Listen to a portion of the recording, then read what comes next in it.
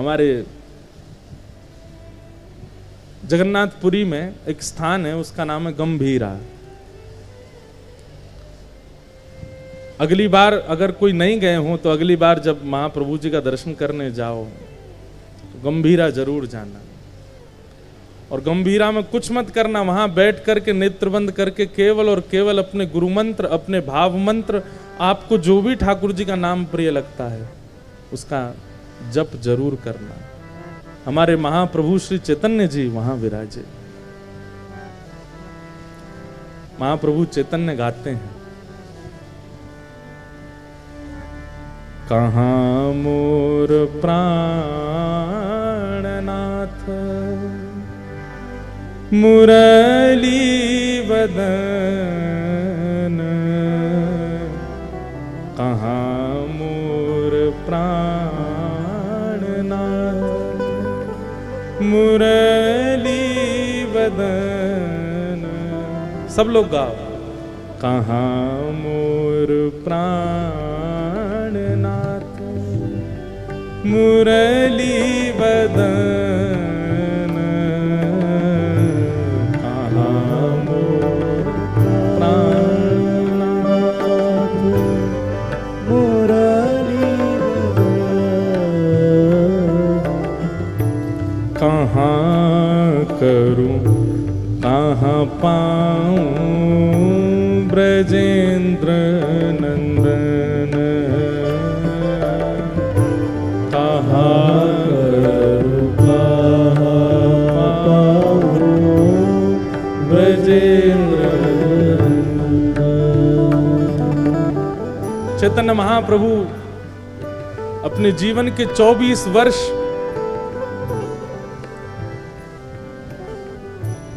जगन्नाथपुरी में बिताते हैं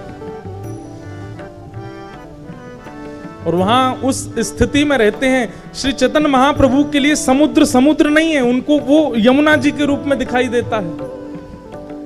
चैतन्य महाप्रभु श्री मंदिर को द्वारिकापुरी मानते थे और गुंडीचा जहां ठाकुर जी का रथ जाता है उसको वृंदावन मानते थे।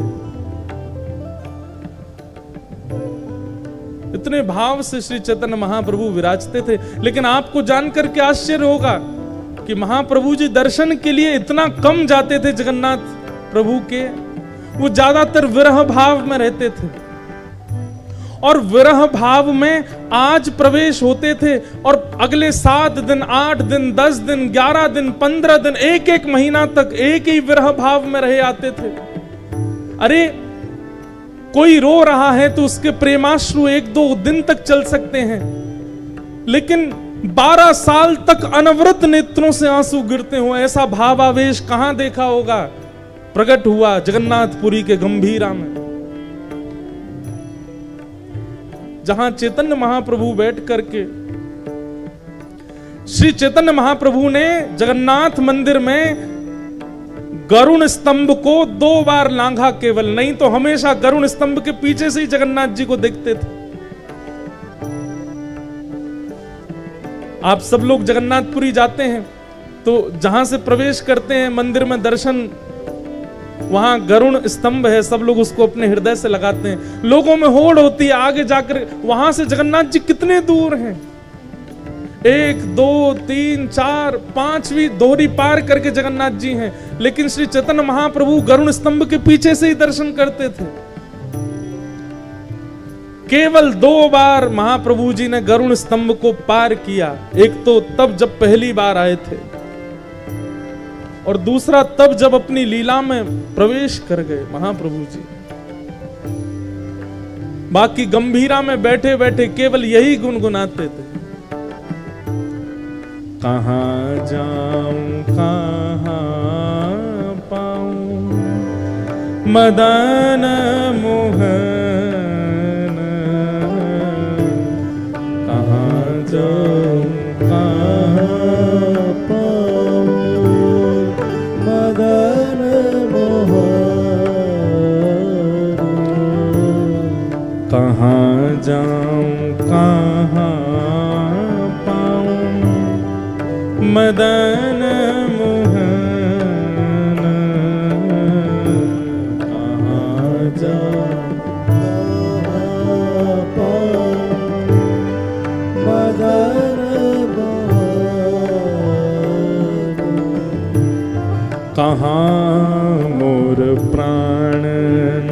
नाथ ब्रजेंद्र नंदन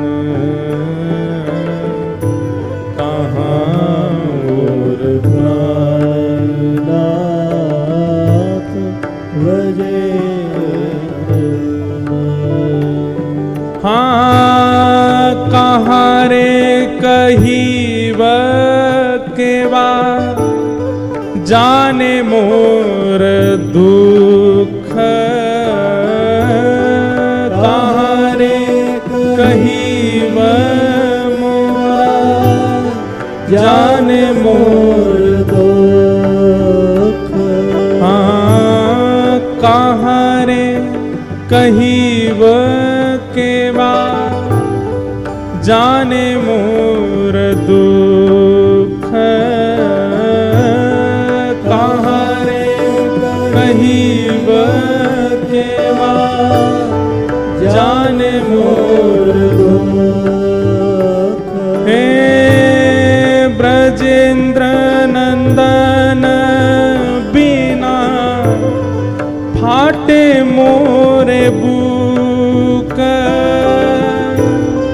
ब्रजेंद्र नंदन बिना फाटे मोर हाँ ब्रजेंद्र नंदन बिना फाटे मोर बुक कहाँ जाऊं किससे कहूं अपना विरह में किसको सुनाऊं श्याम सुंदर के बिना मेरा जी फट रहा है मेरा हृदय बाहर आने को हो रहा है बंधुओं ऐसा विरह जब चित्त में व्याप्त होता है तब ठाकुर जी मिलते हैं हम करते क्या है जगन्नाथ जी की प्राप्ति के लिए स्वयं श्री राधा कृष्ण मिलित स्वरूप हैं श्री चैतन्य महाप्रभु और ऐसा नहीं है कि उनको कोई ज्ञान नहीं है जो भावावेश में बैठे बैठे शिक्षाष्टक का पाठ कर देते हैं ऐसे महाप्रभु श्री चैतन्य साक्षात वेद वेदांत संस्कृत की श्रुतियां जिनके चारों तरफ भ्रमण करती हैं ऐसे श्री चैतन्य महाप्रभु भावावेश में गंभीरा में रहते हैं द्वार पर उनकी सेवा में श्री स्वरूप गोस्वामी जी और राय रामानंद रहते हैं दोनों को बुलाकर के श्री चैतन्य महाप्रभु कहते हैं कृष्ण कब आएंगे कृष्ण मुझे कब मिलेंगे ये महाप्रभु जगन्नाथ मुझे कब स्वीकार करेंगे तब राय रामानंद समझाते हैं महाप्रभु जी आप थोड़ा कुछ पा तो लीजिए थोड़ा विश्राम कर लीजिए थोड़ा आराम कर लीजिए ठाकुर जी प्राप्त करेंगे आपको अरे मैं कहीं सो गया और ठाकुर जी आ गए और मैं नहीं मिल पाया तो मैं नहीं सोने जाऊंगा सोते नहीं थे पूरे दिन बैठे रहते ठाकुर जी आएंगे आप कुछ पा लीजिए मैं कैसे पा सकता हूं अरे एक प्रियतमा बिना प्रियतम को देखे कैसे भोजन कर सकती है मैं नहीं पाऊंगा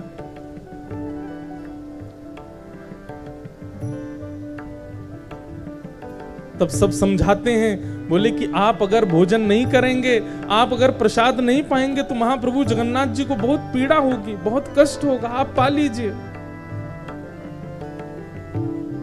राय रामानंद कहते महाप्रभु जी आप प्रसाद पाएंगे ना तो ठाकुर जी आए थे थोड़ी देर पहले मुझसे कह के गए थे कि अगर चैतन्य महाप्रभु प्रसाद पाएंगे तो मैं अर्धरात्रि में आऊंगा शब्द सुनते ही महाप्रभु जी व्याकुल हो जाते जल्दी महाप्रसाद लेके आओ प्रसाद लेकर के आओ पत्तल लगाओ भोग रखो मैं पाना चाहता हूं ठाकुर जी मिलने आएंगे मुझसे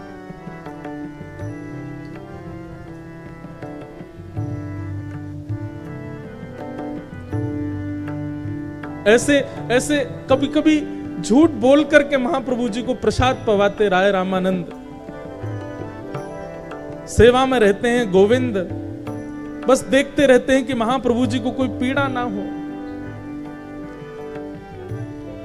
सोते सोते अचानक उठ जाते अरे अर्धरात्रि हो गई ठाकुर जी आए होंगे मैं उठ नहीं पाया मैं देख नहीं पाया मैं मिल नहीं पाया और इतने में तो कूद पड़ते, दौड़ पड़ते, श्री जगन्नाथ महाप्रभु के मंदिर की ओर चले जाते। पीछे पीछे सब शिष्य जन भागते, बोले महाप्रभु जी अभी मंदिर बंद है, अभी द्वार बंद है, आप कहां जा रहे हैं?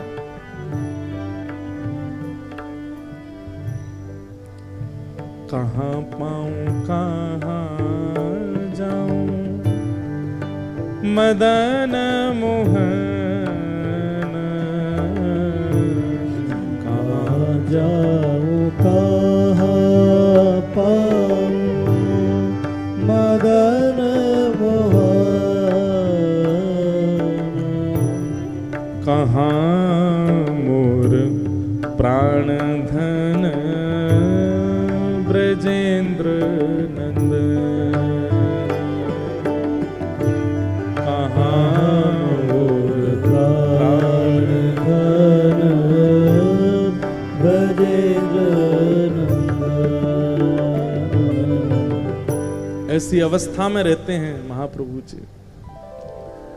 रात में सेवा में रहते हैं राय रामानंद, स्वरूप सेन जी, गोविंद जी। कभी उठ करके कहने लगते हैं कि तुमको धुनी सुनाई दी वंशी की?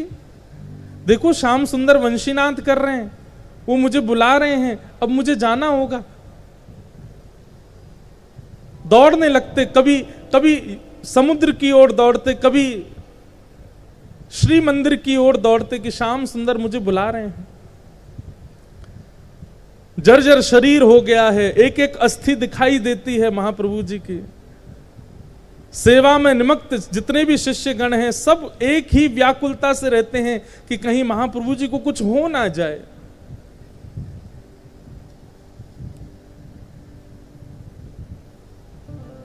एक दिन अर्धरात्रि में सब बिल्कुल सावधानी से बैठे थे।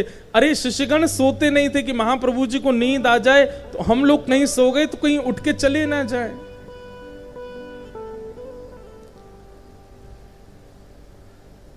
लेकिन 7-7, 8-8 दिनों से नहीं सोए हैं। कभी कभी नेत्र बंद हो जाते थे शिष्यों के, और तभी अर्धरात्रि में महाप्रभु जी को अचानक आवेश आता और उठकर के तुरंत गंभीरा से दौड़ पड़ते। आज जैसे ही रात्रि में सबकी निद्रा खुली, देखा महाप्रभु जी कहां हैं। भीतर जाकर के खोजने लगे तो महाप्रभु जी नहीं मिले। सब लोग चिंतित हो गए, भाई गंभीरा का एक एक द्वार बंद है, खिड़की बंद है, तो महाप्रभु जी बाहर गए कैसे?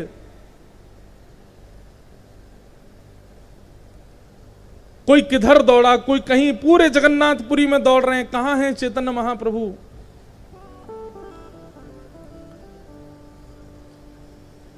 महाप्रभु जी दौड़ते दौड़ते गए और उन्हें ऐसा अनुभव होने लगा कि जैसे मानो श्री यमुना जी के तट पर महारास हो रहा है। और यमुना जी वो समुद्र को मानते थे, समुद्र में जाकर के कूद गए। बहते बहते समुद्र में पहुंच गए, कोणार्क सूर्य मंदिर के पास।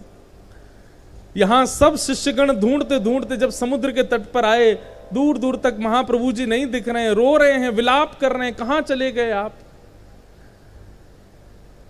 तभी एक मछुआरा आया और उस मछुआरे के एक एक रों से नाम प्रकट होता था, हरि बोल हरि बोल हरि बोल हरि बोल हरि बोल। सब लोग सुनकर के बोले, ये मछुआरा, मछली पकड़ने वाला, इसके मुख से भगवान नाम कैसे प्रकट हो सकता है। तभी सब शिष्यगण बोले, ये नाम इस अधम के मुख से प्रकट होने की सामर्थ्य तभी हो सकती है जब इसने महाप्रभु का स्पर्श किया होगा। इसको पता होगा कि महाप्रभु कहां हैं, पूछो।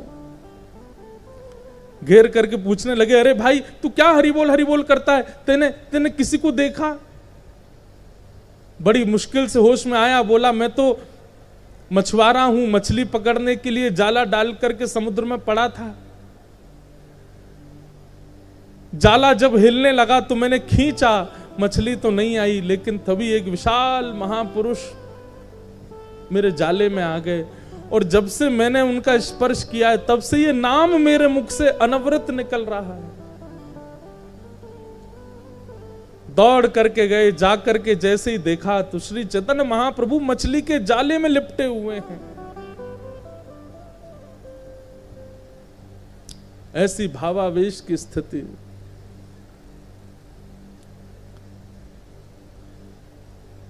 ऐसा वर्णन आता है महाप्रभु जी के चरित्र में कि पिछले कितने दिनों से महाप्रभु जी ने प्रसाद नहीं पाया है। एक एक ग्रंथि, जितने गांठ होती हैं शरीर में, सब गांठ खुल गई हैं। यहां से हाथ लटक गया है, यहां से सब पंजे लटक गए हैं, पैरों के जो जोड़ हैं वे सब खुल गए हैं। मानो शरीर जितना था उससे कुछ गुना बड़ा लग रहा है। ये स्थिति देख करके सब घबरा गए। सबने महाप्रभु जी को बाहर निकाला। नमक के पानी से घाव और ज्यादा भर गए थे। चारों तरफ बैठ करके सब कीर्तन करने लगे, हरे कृष्ण कृष्ण कृष्ण हरे हरे, हरे राम राम राम हरे हरे। नाम जब सुन करके, जब अखंड नाम संकीर्तन कहा गया, तब महाप्रभु जी थोड़े ध्यान में आए, भाव में आए। तब सभी शिष्यगण उनको गोद में लेकर के पुनः गंभीरा पहुंच गए। जाकर के लेप लगाते हैं, हल्दी लगाते हैं, उनको विराजमान करते हैं। बोले महाप्रभु जी आप कहां चले गए थे? तभी कहते हैं, अरे गोविंद, वंशी बज रही थी, श्याम सुंदर सब सखियों को नौका में विराजमान करके यमुना विहार के लिए जा रहे थे, पर मैं अभागी विलंब कर गई। मैं जब तक यमुना तट पर दौड़ करके गई तब तक तो नाव मध्य में चली गई। नाव पकड़ने के लिए मैं यमुना जी में कूद गई, पर इतना अथाह जल था कि नाव तो चली गई, मैं डूबती रह गई। सब दंडवत करते, सब प्रणाम करते, सब वंदन करते महाप्रभु जी के इस महाभाव को। कहते हैं श्री चैतन्य महाप्रभु अगर कभी गंभीरा से भाव स्थिति में बाहर यदि नहीं निकल पाते थे तो अपने सिर से ही दीवारों को कुरेदने लगते थे, अपने सिर को ही दीवारों में मारने लगते थे। सब शिष्यगण दौड़ के जाते, महाप्रभु जी आप क्या कर रहे हैं? अरे वंशी बजा रहे हैं, श्याम सुंदर मुझे बुला रहे हैं, मुझे जाना है, मैं विलंब कर रही हूं, अरे मुझे जाना है, द्वार नहीं मिल रहा है।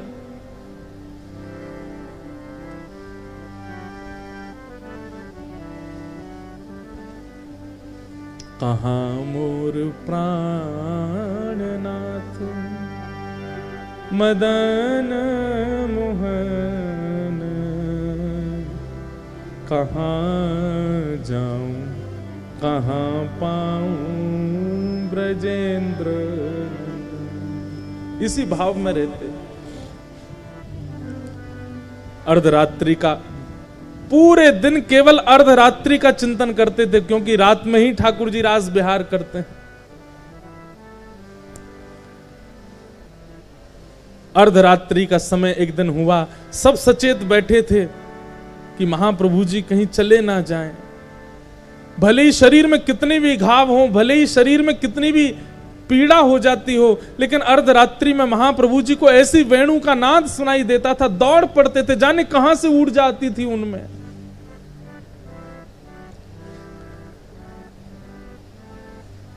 अर्धरात्रि का समय सब बैठे थे सचेत, सब नेत्र खोल करके बस दूर बैठे बैठे एक दिए की लौ में महाप्रभु जी को लेटे लेटे देखते रहते थे।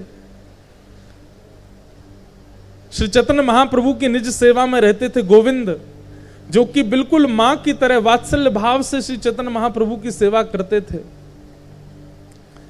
महाप्रभु जी का कक्ष इतना छोटा था कि उस कक्ष में बड़े पतले दुबले से महाप्रभु जी ही विराजमान हो पाते थे और किसी की व्यवस्था बन नहीं पाती थी। लेकिन एक दिन महाप्रभु जी गोविंद को कहते हैं कि अरे थोड़े मेरे हाथ दबा दे। तो गोविंद धीमे धीमे हाथ दबा रहे थे, कृष्ण नाम सुना रहे थे। तभी महाप्रभु जी बोले अब एक तरफ दबा दिया, अब दूसरी तरफ का हाथ दबा दो। तो गोविंद बोला महाप्रभु जी उस तरफ जाने के लिए मुझे उठ करके आना पड़ेगा, आप थोड़े अपने पैर पीछे कर लीजिए, इतनी जगह नहीं है, मैं कैसे जाऊंगा।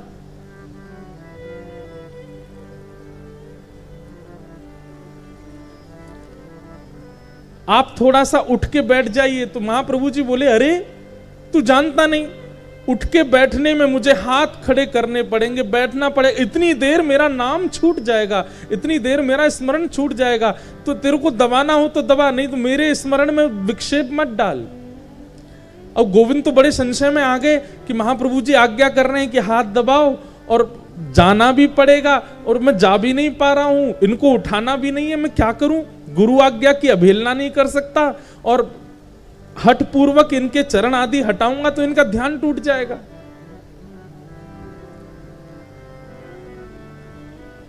लांघना किसी को चाहिए नहीं, क्योंकि लांघने से लांघने वाले के पुण्य खत्म हो जाते हैं, और वो भी लांघने में कोई सामान्य व्यक्ति हो तो कुछ पुण्य घटते हों, लेकिन चैतन्य महाप्रभु जैसे महाभाव में रहने वाले महापुरुष, उनको यदि लांघ लिया जाएगा तो पुण्य तो शून्य हो जाएगा। लेकिन गोविंद बोले कि गुरु आज्ञा पहले है, तभी एक नवीन वस्त्र लाए, महाप्रभु जी को उड़ा दिया ताकि उनके अंग का मुझे दर्शन ना हो, और महाप्रभु जी पर वो वस्त्र डाल करके तुरंत गोविंद लांघ गए और लांघ करके दूसरे हाथ को दबाने लगे। रात भर दबाते रहे, अर्धरात्रि का समय हुआ, अचानक महाप्रभु जी उठ करके बैठ गए और बैठ करके देखा गोविंद, अरे ये तू इतने से स्थान में कोने में ये सुकुड़ करके क्यों बैठा है? और तभी देखा तो द्वार पर गोविंद की भोजन का पत्तल रखी थी, वहां महाप्रसाद रखा था। अरे तेने महाप्रसाद नहीं पाया आज, तेने कुछ पाया नहीं रात्रि में? गोविंद बोले मैं आपकी सेवा में था और इस हाथ को दबाते दबाते जब आप सो गए तो मैंने विचार किया अब मैं उस पार कैसे जाऊं। चैतन्य महाप्रभु बोले अरे तो तू इस पार भी तो आया था, इस पार कैसे आया था? गोविंद बोले वो तो मैं आपको लांघ करके आया था।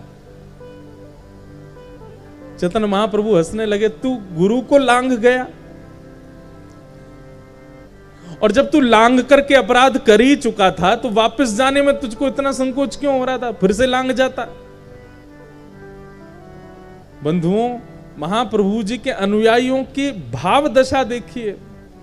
गोविंद कहता है कि आपको लांघ करके इधर आने में मेरे पुण्य घटे, मेरे पुण्य क्षीण हो गए, शून्य हो गए, लेकिन आपको लांघने के लिए आपकी इच्छा थी कि मैं इस हाथ को आकर के दबाऊं।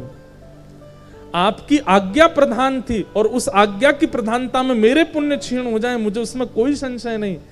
आपको पुनः लांघ करके उस तरफ जाना वो मेरी भूख थी, मेरी क्षुधा थी, मेरी इच्छा थी, और मैं अपनी इच्छा के लिए अपने गुरु को नहीं लांघ सकता।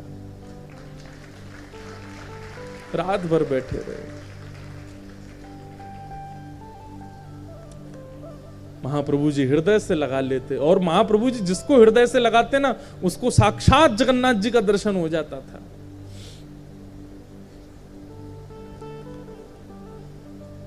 अर्धरात्रि होते ही शिष्यों की स्थिति बिगड़ जाती थी कि अब महाप्रभु जी को कैसे भी रोकना है, और जब जब वो लोग सतर्क रहते थे एक क्षण के लिए पलक झपकती थी और उतने में तो महाप्रभु जी प्रस्थान कर जाते थे, क्योंकि ठाकुर जी रास में बुलाते थे उनको।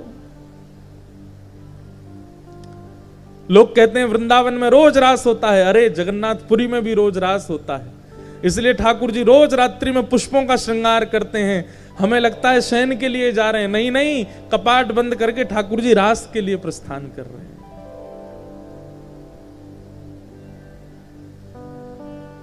एक दिन रात्रि में सोए थे महाप्रभु जी और कह रहे थे आज श्याम सुंदर मुझे बुलाएंगे ना?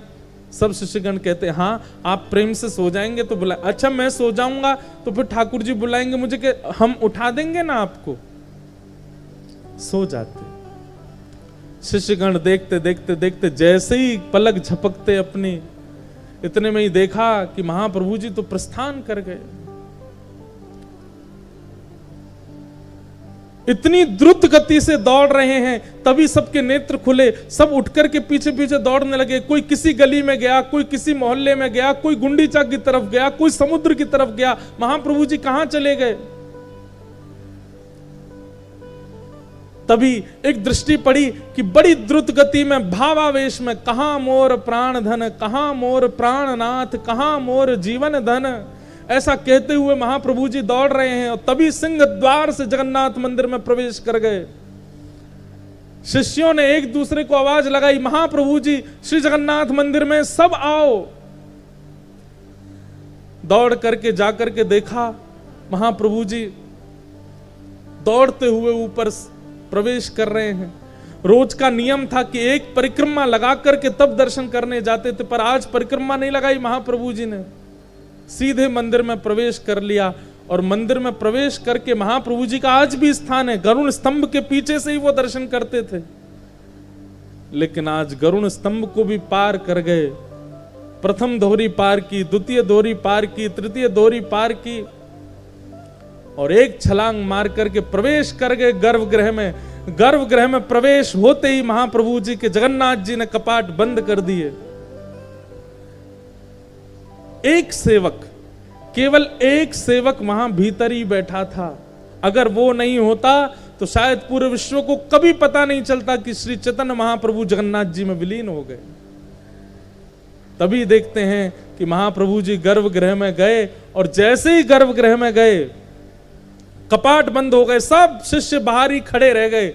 और महाप्रभु जैसे ही गर्भगृह में पहुंचे, एक अर्चक ने देखा, श्री जगन्नाथ महाप्रभु ने दोनों भुजा पसार करके महाप्रभु जी को हृदय से लगाया, और तुरंत महाप्रभु जी श्री जगन्नाथ जी में विलीन हो गए। कहां मोर प्राणनाथ। जब कपाट खुले, जगन्नाथ जी के नेत्रों से अश्रु प्रवाह हो रहा है। महाप्रभु जी को स्वयं में विलीन करके श्री जगन्नाथ जी रुदन कर रहे हैं। इतने दिन का विरह सहकर के आज परम भागवत श्री चैतन्य महाप्रभु, मानो श्री जगन्नाथ जी तो हमेशा भुजा पसारे बैठे रहते हैं कि कोई आवे इस हृदय से लग जाए। और आज जब चैतन्य महाप्रभु लग गए हैं तो जगन्नाथ जी के नेत्र अश्रु पूरित हैं। और जैसे ही इस दशा को देखा, बाहर खड़े हुए सब भक्त जन रुदन करने लगे। सब ढूंढ रहे हैं, पूछ रहे हैं कहां गए महाप्रभु जी, अभी तो गर्भगृह में प्रविष्ट हुए। तभी रोते हुए एक पुजारी बाहर आए और उन्होंने आकर के सबको समाचार दिया, मेरे सन्मुख, मेरे नेत्रों के सामने महाप्रभु जी जगन्नाथ जी में विलीन हो गए।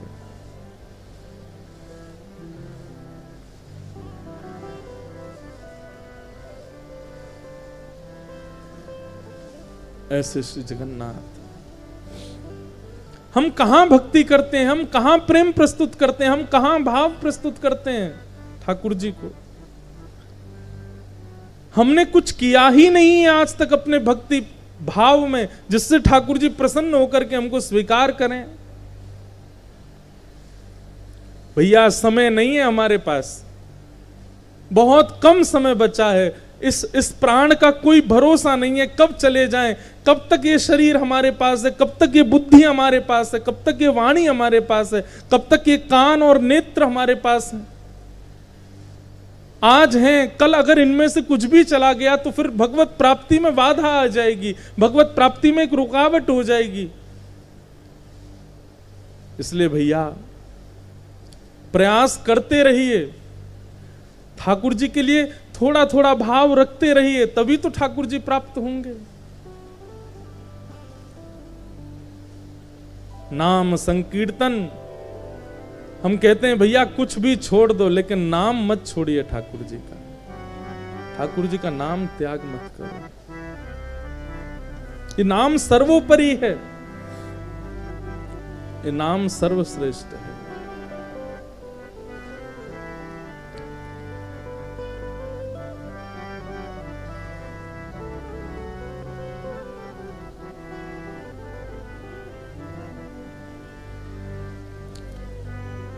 चैतन्य महाप्रभु विलीन हो गए ठाकुर जी में। प्रेम लक्षणा भक्ति, वो जब तक चित्त में प्रस्फुटित नहीं होगी तब तक भगवत प्राप्ति। और प्रेम लक्षणा भक्ति का मतलब क्या है? अति विरहावस्था, अति भावावस्था, जो श्री चैतन्य महाप्रभु की दृष्टिगोचर होती है। और भैया अगर वो प्रेम लक्षणा भाव चाहते हैं तो श्री जगन्नाथपुरी के गंभीरा में जाइए और वहां बैठकर के महाप्रभु जी का चिंतन करके अगर कीर्तन करते करते नाम जप करते करते नेत्र से अश्रुपूरित ना होना तो प्रयास कीजिएगा, विचार कीजिएगा कि चित्त में अभी दोष विद्यमान है, ठाकुर जी अभी स्वीकृति नहीं दे रहे हैं अपनी प्राप्ति की।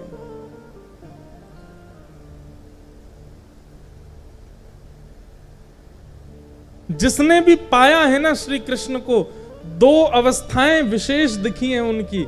एक तो गायन की अवस्था, जिसने भी कृष्ण को पाया वो गाता ही रहता है, वो शांत नहीं रहता, उसके मुख से कुछ ना कुछ प्रकट होता ही रहेगा।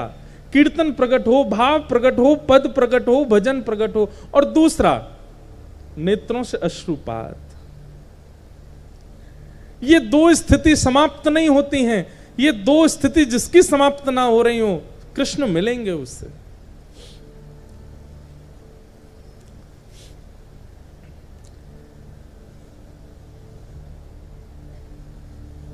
वृंदावन में मीराबाई का मंदिर, वहां जाओ, वहां जाकर के अगर नेत्रों से अश्रुपात नहीं होता और श्री जगन्नाथपुरी के गंभीरा में अगर अश्रुपात नहीं होता है तो इसका मतलब अभी आपके साधन में, आपके भाव में कहीं त्रुटि बनी है आपसे। क्योंकि विरह के अथाह स्थान है ये दोनों। और वृंदावन में तो एक एक कोना, केवल मीराबाई का मंदिर, वृंदावन तो संपूर्ण विरह से युक्त है। मैं कहता हूं कथा में कि बद्रीनाथ वैराग्य दे सकता है, जगन्नाथपुरी महाप्रसाद दे सकता है, द्वारिका सुख दे सकता है, वृंदावन तो विरह देता है।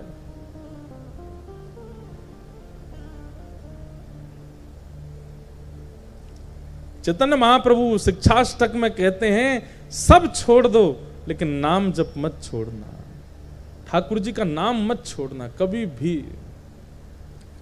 जैसे हम श्वास नहीं छोड़ते हैं, श्वास के बिना प्राण निकल जाते हैं, ऐसे हमारे नाम के बिना प्राण अधीर हो जाएं। ऐसी स्थिति जब तक ना हो जाए तब तक खूब नाम जप करो। जिस प्रकार श्वास हमारे प्राणों को बचाती है, जल हमारे प्राणों को बचाता है, अन्न हमारे प्राणों को बचाता है, ऐसे ही हमारे प्राण नाम से बचने लग जाएं, तब तक नाम जप करते रहो, वो नाम जप छूटे ना।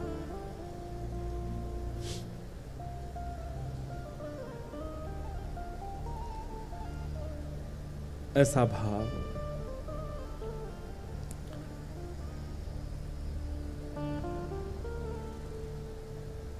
चैतन्य महाप्रभु की अद्भुत लीलाएं हैं श्री जगन्नाथपुरी में। एक गुंडीचा मार्जन लीला है।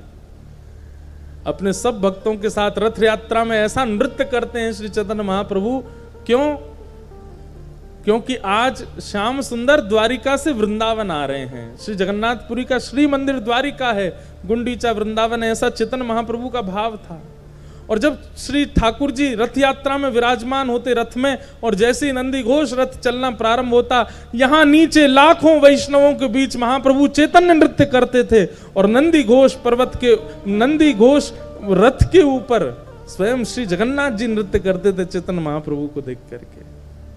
ऐसा अद्भुत दृश्य होता था।